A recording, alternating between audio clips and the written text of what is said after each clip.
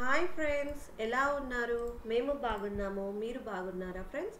ఈరోజు మా రాయలసీమ స్టైల్లో టమాటా పప్పు ఎలా చేసుకోవాలో చూద్దాం ఫ్రెండ్స్. కొంచెం కందిపప్పు కడిగి నీట్గా వాష్ చేసుకున్న తర్వాత దానిలోనికి మంచినీళ్ళు వేసుకొని వెల్లుల్లిపాయ, ఎర్రగడ్డ,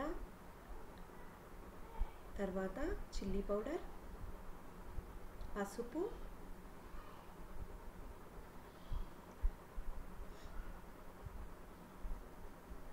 టొమాటో, కట్ చేసుకున్నటువంటి టొమాటో, జీలకర్ర, ధనియాలు, కాస్త మెంతులు ఇవన్నీ వేసి కొత్తిమీర, మనకు కావలసినంత కొత్తిమీర వేసుకొని కుక్కర్ మూత పెట్టి 3 విజిల్లు వేయించుకొని ఈ విధంగా పప్పు కర్రతోటి ఎనుపుకొని తరువాత పెట్టుకోవాలి. కావలసినంత మన రుచికి సరిపడా ఉప్పు వేసుకొనేసేసి ఎనుపుకొనేసేసి ఒక గిన్నె పెట్టి అందులోని ఆయిల్ వేసుకొని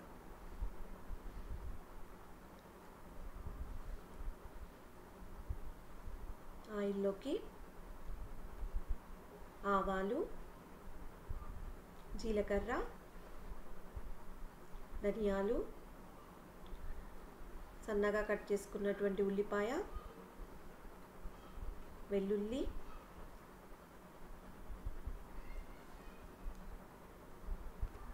కరివేపాకు,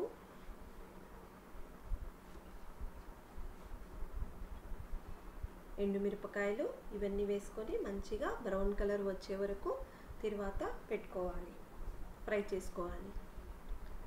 ఈ విధంగా వచ్చిన తర్వాత మనము